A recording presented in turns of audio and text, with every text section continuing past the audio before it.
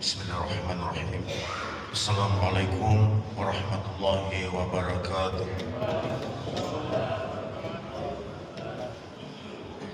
Alhamdulillahilladzi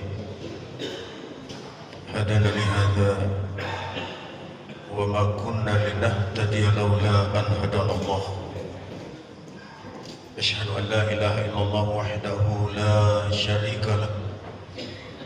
وأشهد أن محمدًا عبده ورسوله. اللهم صل وسلم على سيدنا محمد وعلى آله وصحبه ومن تبعهم بإحسان إلى يوم القيامة. أما بعد. Hadirin hadirat jamaah salat subuh yang insyaallah senantiasa dirahmati oleh Allah Subhanahu wa Ta'ala. Jika kita berbicara tentang hidayah, Bapak tidak mungkin hadir di masjid ini. Andainya bukan karena hidayah, kita tidak mampu melaksanakan ibadah-ibadah yang dititahkan oleh Allah Subhanahu wa Ta'ala kepada kita, utamanya ibadah-ibadah yang ada di bulan suci Ramadan ini. Oleh karena itu, peliharalah hidayah ini, jagalah baik-baik hidayah ini. Kenapa? Yahdi may yasha. Allah sudah memberikan hidayah kepada kita. Coba kita buka sejarah, ya. Ternyata di sana ditemukan banyak orang-orang dekatnya Nabi tidak mendapat hidayah, malah tidak terpanggil mengikuti kebenaran yang disampaikan oleh ayahnya, termasuk di dalamnya Kan'an, putra Nabi Nuh. Ada ayah Nabi namanya Asar, ayahnya Nabi Ibrahim. Bayangkan Pak, kita tahu itu Nabi Ibrahim adalah penegak tauhid, pembawa risalah, penyampai kebenaran.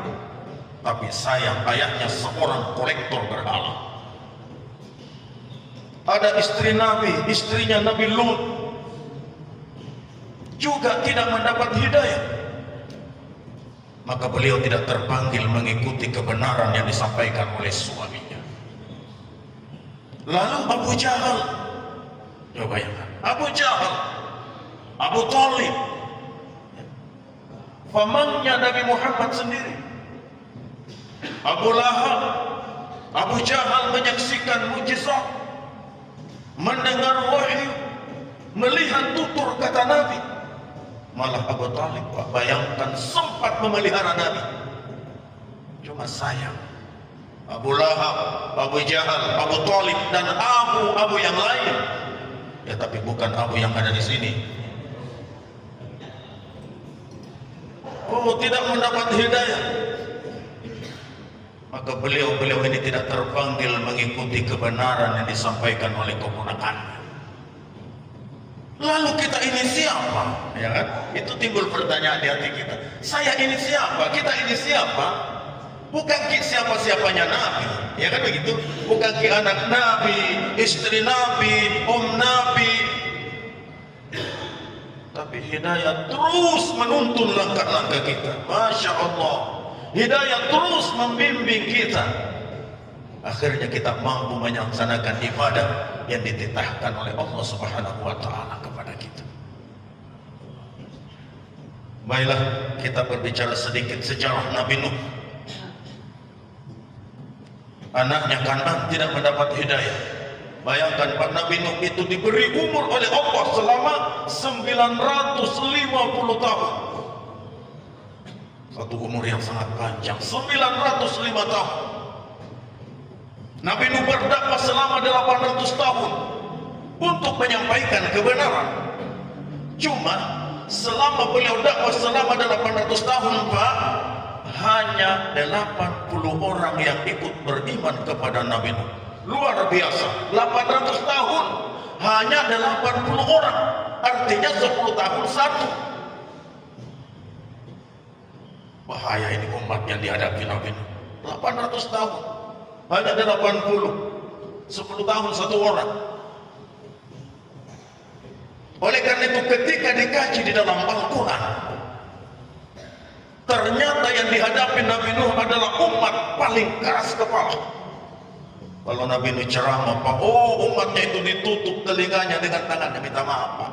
Sekarang banyak ciri-ciri umat Nabi Nuh. Kalau bukan ustadznya yang ceramah tidak mau datang, kalau bukan kelompoknya dia tidak mau gabung, ini bahaya. Bayangkan Nabi Nuh, kalau ceramah ditutup telinganya dengan tangannya. Saking kurang ajarnya ini umat. Ya, minta maaf Pak, agak-agak keras sedikit ini Nabi Nuh. Bayangkan Nabi Nuh sendiri memohon kepada Allah, ya Rabb, siang malam saya berdakwah kepada umat ini. Saya sampaikan risalahmu, saya canangkan seruanmu, saya kemukakan ajaranmu. Inni da'autu qaumi lailan wa nahara. Siang malam ya Rabb, saya berdakwah kepada umat ini. Wa inni kullama da'autuhum ja'alu athabi'ahum fi adhani. Tapi kalau saya dakwah kepada mereka, ya Allah, mereka tutup telinganya dengan tangannya. Ya Rabb, saya tidak sanggup menghadapi umat seperti ini. Bayangkan 950 tahun, 800 tahun dakwah, menyerah angkat tangan, tidak sanggup menghadapi umat seperti ini. Sampai-sampai waktu itu Allah menegur Nuh, kalau kamu tidak sanggup jadi apa maumu? Nabi Nuh menjawab, ya Rabb, kalau saya punya mau ya Rabb, habisi saja semua. Ini Nabi Nuh keras, kan kayak Nabi kita Muhammad, dilempari batu berdarah-darah kakinya, tampil Jibril memusnahkan umatmu. Tapi Nabi Muhammad bilang jangan. Nabi Nuh tidak, habisi saja semua, bikin mati saja semua, jangan ada yang tersisa orang kafir. Ya Rabb, Rabbi la tazar alal ardi minal kafirin tayyara, habisi semua. Bayangkan, sampai-sampai Allah berkata kepada Nabi Nuh, oh itu mau ya, kalau itu kamu punya mau Nuh, kamu harus bikin kapal. Untuk apa itu kapal ya Rabb? Aku harus datangkan banjir besar. Minta maaf Pak, banjirnya Nabi Nuh bukan seperti banjirnya itu bulan 10.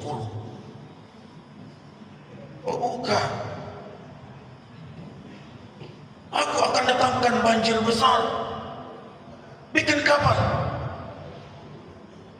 Ya Rabb, saya bikin kapal untuk apa? Aku akan datangkan banjir besar. Dengan apa aku harus bikin kapal ya Rabb? Dengan kayu. Tidak ada kayu ya Rabb. Kamu harus tanam kayu dulu. Disuruh bikin kapal, kayu tidak ada, harus tanam kayu dulu. Ini luar biasa. Artinya apa? Perjuangan bukan hanya setakat membalikkan telapak tangan. Ya, perjuangan bukan hanya setakat makan lombok. Oh ini hari dimakan, ini hari terasa pedas. Tapi perjuangan itu proses. Ada keringat, ada air mata, darah, nyawa sekalipun. Ya, kan itu aja anak-anak kita ke masjid Pak. Ya, ada tetangga, ada sahabat, ayo salat berjamaah di Masjid Raya Baruga.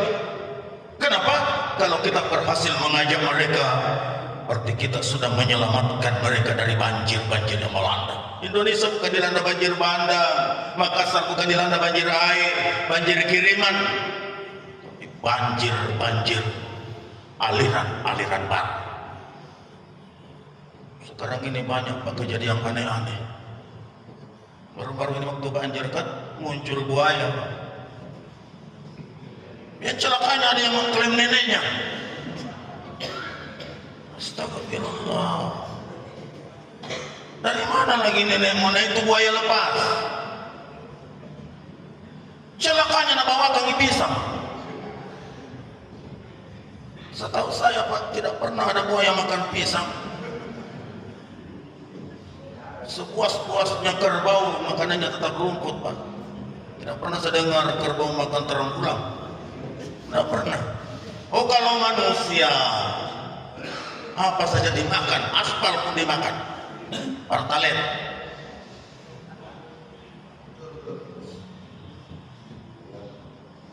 Tapi buaya juga perlu dicontoh Pak. Ya. Oh Jangan bilang buaya tidak ada gunanya. Ada bisa juga dicontoh. Apanya mau dicontoh buaya, Ustaz? Buaya adalah binatang paling setia kepada sang pasangannya sepanjang masih berada di dalam air. Tapi kalau sudah naik ke darat, yang persoalan menjelma menjadi buaya darat. Ya, oleh karena itu bulan suci Ramadan, hati kita harus ditempat. Ya, hati kita harus digembling. Kenapa? Rasulullah pernah bersabda, kata beliau, di dalam tubuh manusia ada segumpal daging. Jika daging itu baik, ya maka baiklah seluruh tubuh itu. Tapi jika daging itu rusak, maka rusaklah seluruh tubuh itu. Siapa itu? Ila wa hiya qalbun. Itulah yang disebut hati. Jadi hati itu Pak Raja di dalam tubuh kita. Siapa rakyatnya? Tangan, hidung, mulut, kaki, mata. Itu semua rakyatnya. Kalau raja baik, rakyatnya juga baik. Tapi kalau raja yang rusak, rakyatnya juga rusak. Karena itu kadang-kadang ada orang salat takbirnya bikin Allahu Akbar, letak tangannya di sini, agak-agak. Syafi'i itu dua, satu, dua, agak di sebelah kiri sini sedikit. Itu tadi hati. Karena kalau biasa ke Bone, biasa ke Camba, biasa ke Sope, kita kan lewat Camba. Di Camba itu tikungannya tajam-tajam. Sebelum memasuki tikungan itu di depan ada papan bicara tertulis hati-hati. Padahal yang melihat tikungan itu kan mata. Kenapa tidak ditulis mata-mata? Artinya melewati tikungan itu hati kita harus tenang. Hati kita harus damai. Kenapa?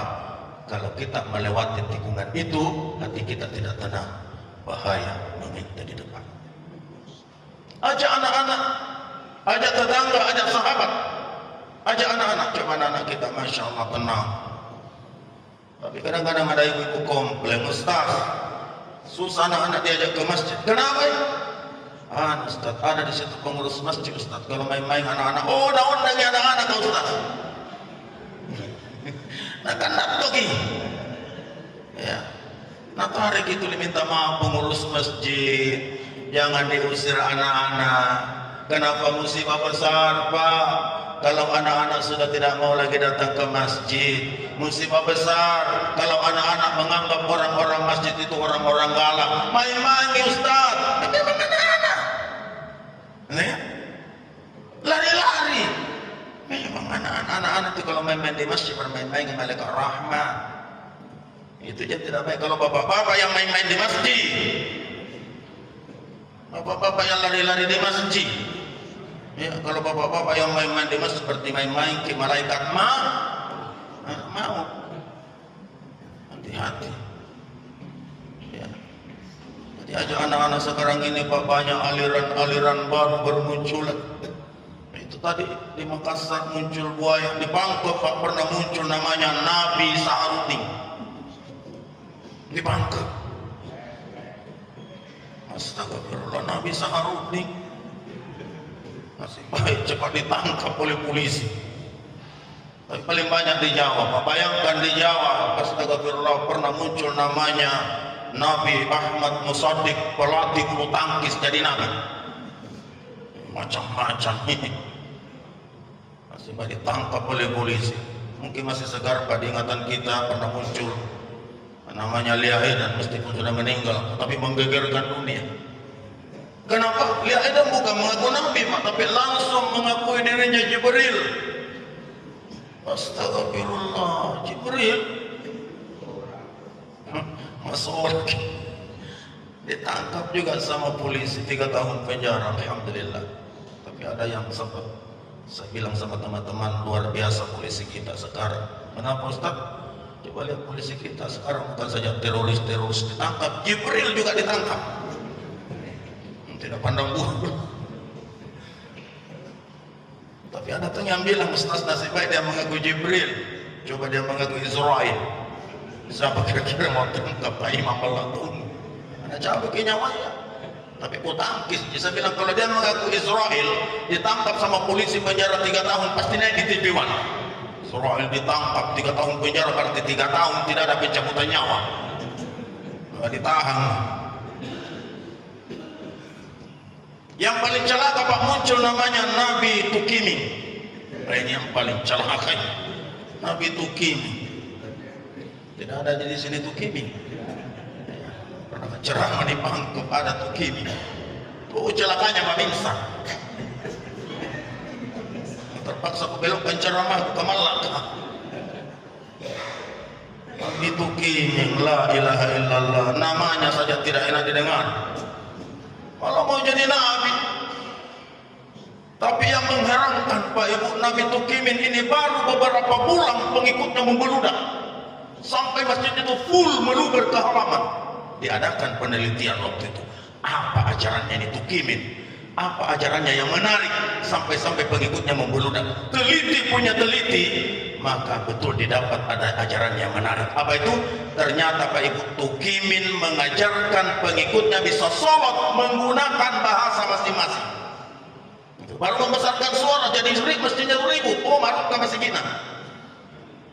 Karena menggunakan bahasa masing-masing. Contoh imam takbir pakai bahasa orang. Allahu